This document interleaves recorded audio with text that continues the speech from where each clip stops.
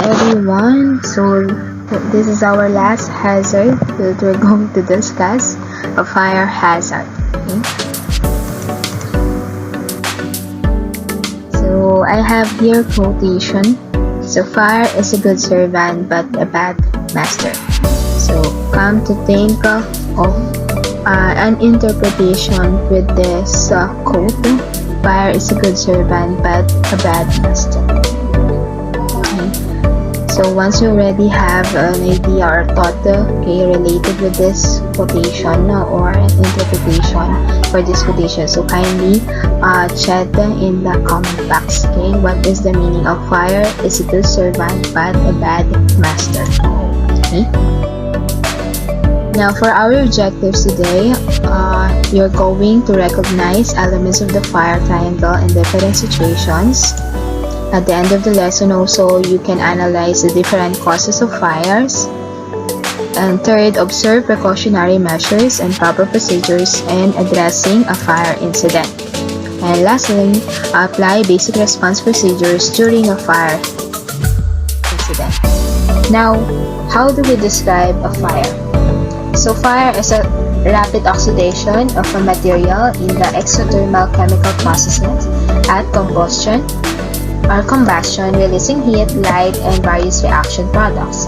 So fire is considerably a friend, but once a fire is not controlled, it could be one of the greatest or our greatest enemies. So irresponsibility may lead to disaster, and everything may change as fast as a split of a second because of this. Now, based on the Bureau of Fire Protection or BFP, an average of 42 fire incidents were recorded from year 2013 to 2017. So, think of it, the number of fire incidents. So, during that year only. Okay. Now, we have a fire triangle or the factors that contributed also to fire. First is the oxygen, heat. Next is the fuel. Now, fire triangle is a fire triangle illustration wherein it can help us to understand the three important elements needed to start and sustain a fire. So, right amount of these elements will let fire occur naturally.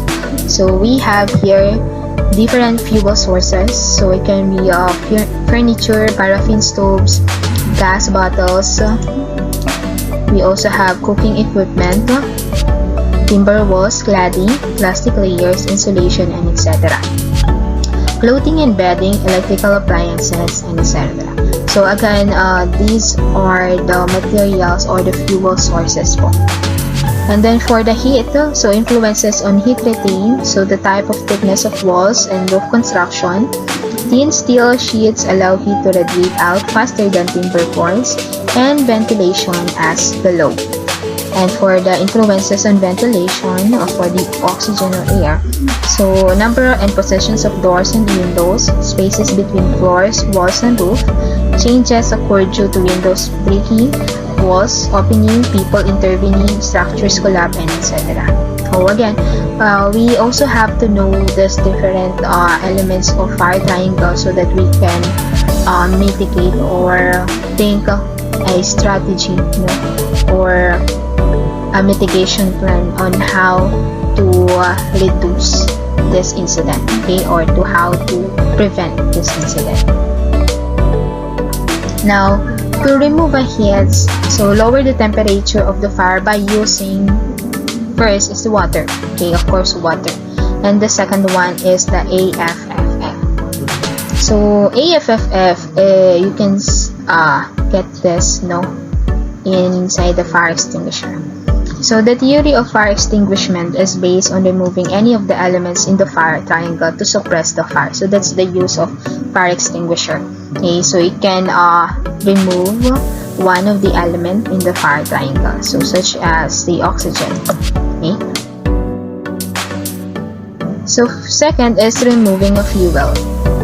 So in most cases, removing the fuel from the fire is not a practical way of extinguishing fire, except when dealing with flammable liquid fires.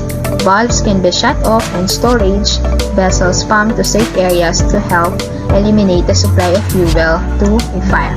So to prevent additional fuel from contacting fire, so you can close fuel oil supply, jettisoning burning aircraft overside of carrier, or move combustible materials to a safe area.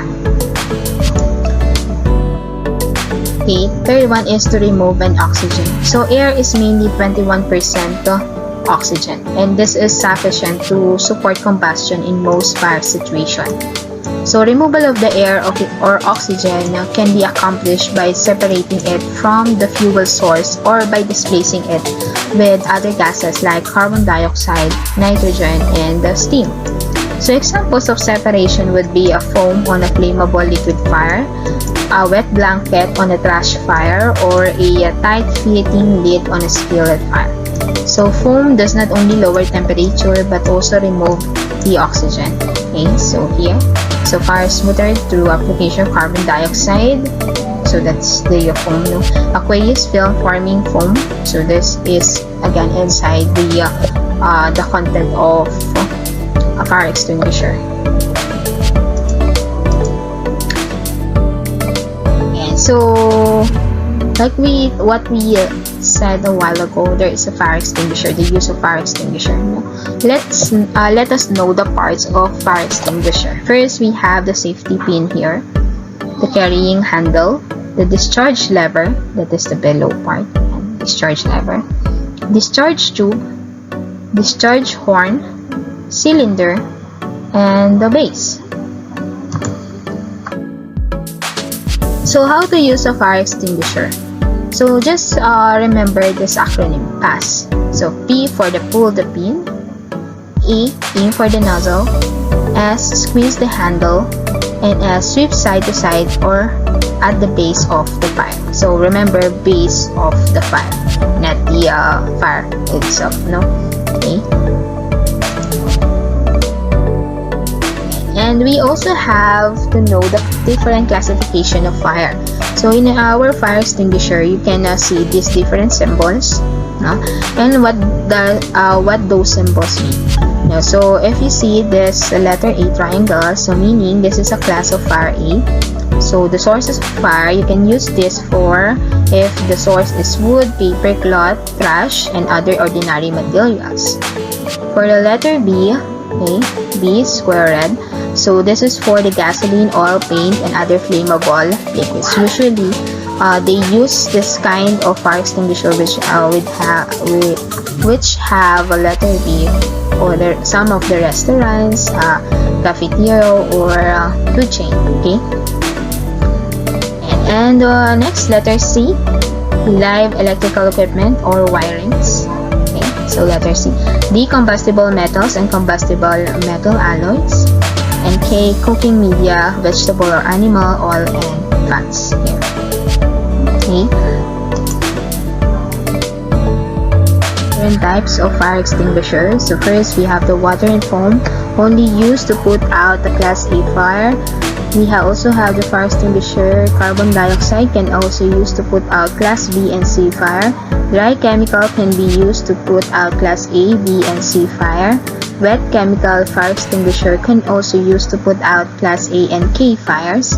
Clean agent, also known as halogenated extinguishers, can be used to put out class A, B, and C fire. Dry powder only used to put out class D fire, and water mist can be used to put out class A and C fire. So it's very important for us now to know the different types of fire extinguisher that we can use to a different classification of fires. Okay. Now, we also have to recognize the different fire safety signs. No? So, here are the different colors, okay, geometric shape, meaning, and pictogram colors. So, if this is a geometric shape, square or rectangle, meaning firefighting equipment, and then pictogram colors. If this is green, safe condition, white. And then for this geometric shape, prohibition, black. Triangle, warning, black. And the circle blue, mandatory. Okay. then, so we also have common fire-related hazards. So first is the electricity, wherein the neglect or misuse of wiring can lead to a short circuit. Okay, that could lead fire. Then we also have the rubbish and waste material. Fire is likely to spread through accumulated waste. So the third one is smoking. So carelessly discarded cigarettes, okay, or improper disposal of cigarette butts or lit matches are one of the major causes of fire. Okay, so cooking also is one of the common fire-related hazards. Kitchens provide opportunities. So this one, kitchen provide opportunities for fire to start and materials on which it can feed. Okay, now we also have another one source of fire is heating appliances, wherein portable heaters like this one, okay, are a threat when placed beside combustible furniture or fittings. So let's be mindful in arranging our furnitures, okay? And then number 6, the combustible materials, including so once you say combustible, so fire can produce by these materials, so these are the flammable liquids, glues, and solvents. So these are all liable to combust unless stored and used properly. And the last one is, this is a man-made arson or willful fire raising. Okay, so again, these are the common fire-related hazards. Now, what are the response procedure during a fire incident? So these are the fire safety precautions. So good fire safety practice that you should follow includes, first, keeping your workplace tidy, okay, and having a good standard of housekeeping. So that's very important. And then regularly removing combustible waste, including accumulations of dust, like for example your electric fan or aircon, okay, that accumulated some dust, several dust. So keeping ignition sources away from combustible material, for example, the combustible material we have is the gas, and then the ignition source is the match, yung phosphorus. So you should take it away from this combustible material or the gas tank. So, or flammable liquids and gases, and keeping use of flammable liquids to a minimum and closing containers when not in use. Okay? Now, in a race fire response procedure, so we have to remember this acronym, okay? R for the rescue, anyone in immediate danger of the fire, but again, be mindful of your safety also, okay?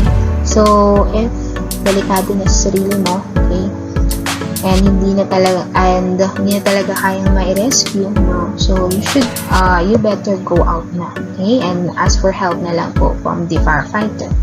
And then alarm, pull the nearest fire alarm and call fire response.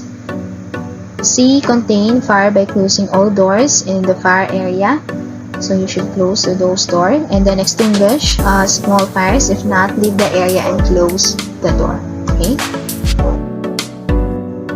And for the fire safety tips in case of fire, okay, so first one is you have to check the door, okay? Check if there is a smoke coming from under the door, or if the door is hot to touch. If the door is cool to touch, open it slowly and fast. If not, keep it closed and stay in the room. Place wet towels on the tops to prevent fire and smoke from coming in. So also have someone pop out of a window and wave something bright like a flashlight or a brightly colored cloth, and to signal for help. Once out of the room, use your building's emergency exit and evacuate immediately without panic, okay? Yeah, so again, you can use this following safety tips. And what should you not do during a fire incident? So during a fire incident, don't install smoke alarm detectors, because a smoke detector gives an early warning of fire, increasing the chances of escape. So they are so cheap and easy to fit, you can have no excuses. Pop upstairs to retrieve heirlooms, passport, and pets. Fire can spread very quickly, blocking your escape route. Keep that sort of stuff on the ground floor. okay, so that you can get it in case of emergency. And then open doors that have smoke flowing from the joints. Opening the door will add oxygen that will fuel the fire and cause a fireball that could take you off your feet or for good.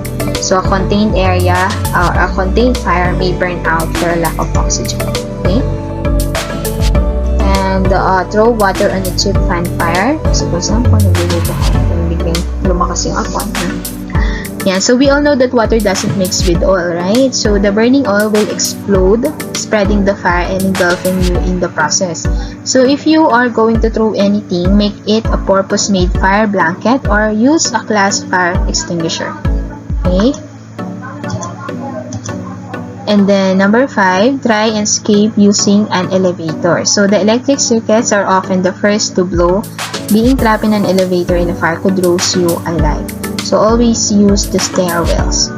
And then jump from an upstairs window. The fall could kill you. So use blankets as a rope and throw mattresses out of the cushion on the landing, or better still, use a purpose-made escape ladder. Ayan, wag kong tatalon. And then 7, hide in a cupboard or under the bed. So during fire, hindi po kayo makikita, mare-rescue, no? So don't play hide and seek. Okay? And then delay calling the fire and rescue services. Don't dilly-dally. Make them your first call to action. Seconds saves lives. Okay? So that's all for our lesson for today. Have a great day. I hope you learned something about the fire response procedure. Okay, the mitigations that you can do to prevent to happen this undesirable accidents. No? So have a